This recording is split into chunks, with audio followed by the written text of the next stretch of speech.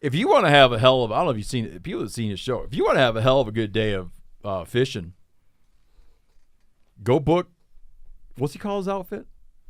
It's like JT Van Zandt, Rockport, Texas.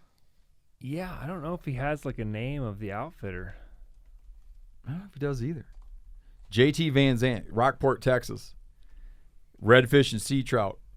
I would suggest going when he says you ought to go.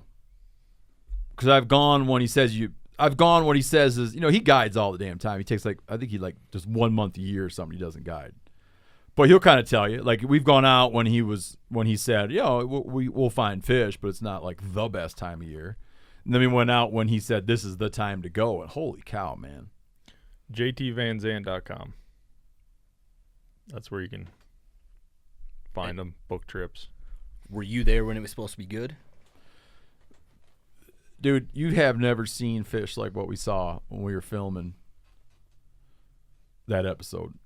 I've never seen fish like that. We weren't even really filming anymore, man. We're kind of got we put some of it in. We kind of got everything we wanted to do done. We were heading out one day and the wind had switched or something. And there's this channel.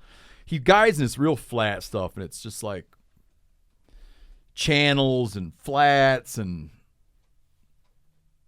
how do you describe it?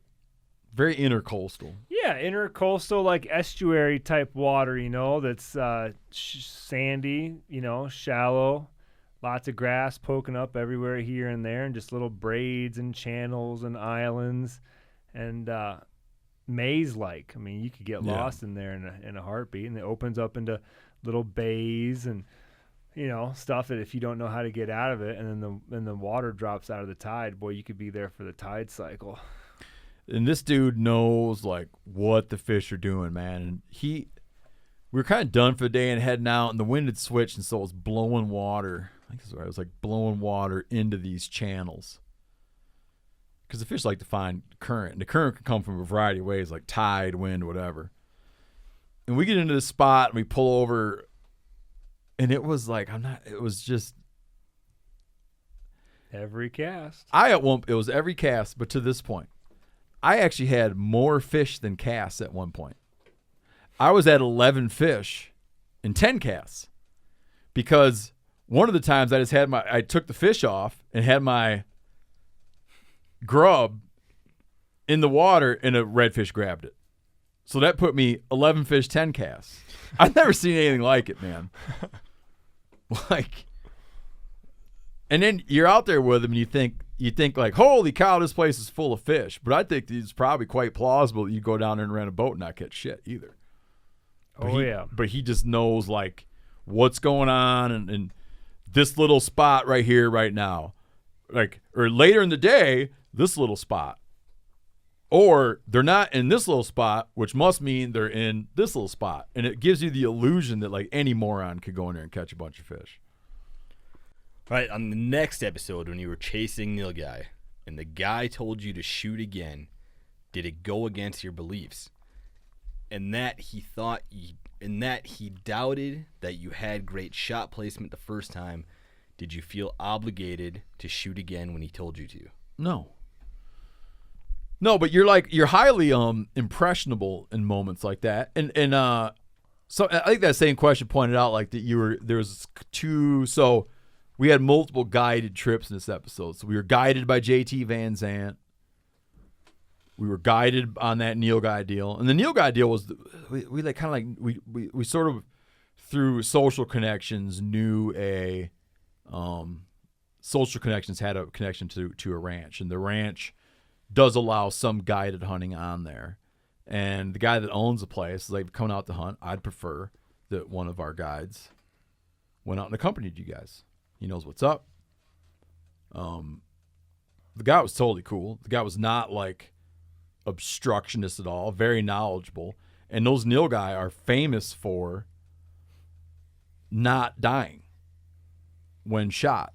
And you have really thick brush. It's you get up high on something, it's just this 8, I don't know how tall, just this very thick brush extends for, miles and miles and miles.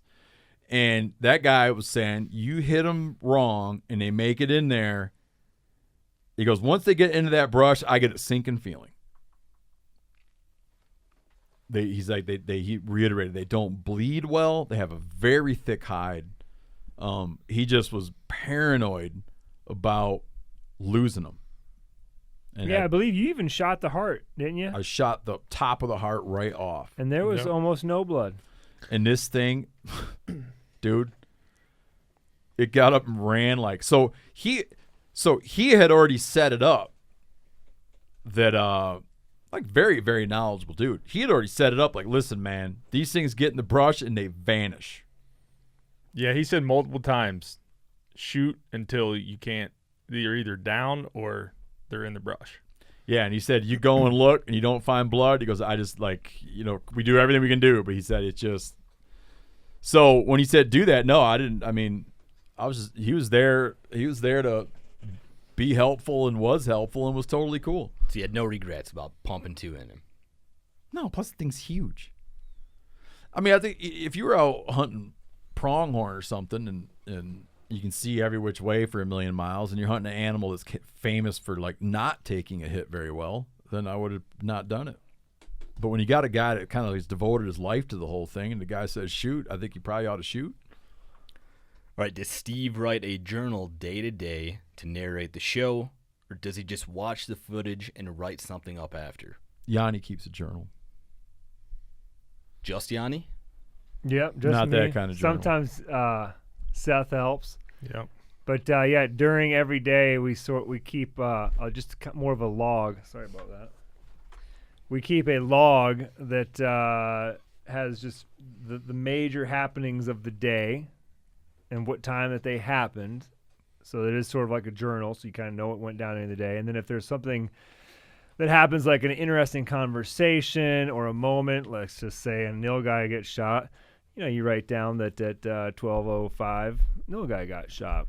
And then there was a butchering scene afterwards and so on and so forth. And also you take note of conversations and whatnot even. Yeah, for sure. Yeah. No, especially good ones, and because those are the ones that go really well when we turn those notes into a document called producer notes, which we hand off to the editors, and it's sort of like a roadmap for the editors because they watch the footage. And even though you think as much as we roll that they would be able to watch the footage and have a great idea of what happened, but it's just not that way. I mean, what they see is 10% of what actually happened. And so they need sort of like a roadmap and an outline to understand what went down over the course of a shoot. Is that how it's always been, or did it evolve to become this? No, I was trained to do that. In terms of the VO writing, when the editor gets it, we usually have a conversation. Jani will lay out what's up. An editor still has a lot of freedom to kind of find what they want to find in there, but then the editor will put in something called scratch VO because they sort of need to like create a bed for VO that doesn't mess up the pacing. So by the time I write the actual VO, you're typically aware of like what kind of chunk of time you're filling there, and then it goes like through a thing called we do a process that has a rough cut and a fine cut. But I'm usually like when it comes to actually like writing the stuff, I'm usually filling in, writing over the top of something that the editor knows ought to be addressed. And that's how that process goes.